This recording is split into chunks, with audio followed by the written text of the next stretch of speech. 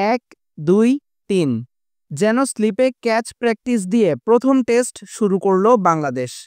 শ্রীলঙ্কার বিপক্ষে টেস্ট চ্যাম্পিয়নশিপের প্রথম টেস্টের প্রথম সেশনের খেলা শেষ। লাঞ্চ বিরতিতে যাওয়ার আগে বাংলাদেশের সংগ্রহ 3 উইকেট হারিয়ে 90 রান। শুরুটা ভালো হয়নি বাংলাদেশের। ব্যাট হাতে আবারও ব্যর্থ এনামুল হক বিজয়। 10 বলে করেন 0 রান। 5 রানে প্রথম উইকেট হারায় বাংলাদেশ। এরপর সাদমান ইসলাম ও মমিনুল হক 64 বলে 34 রানের জুটি গড়ে এগোতে থাকেন।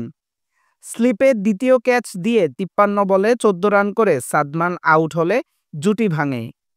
স্লিপে তৃতীয় ক্যাচ দিয়ে 33 বলে 29 রান করে আউট হন মমিনুল হক। তখন বাংলাদেশের রান 3 উইকেট হারিয়ে 45।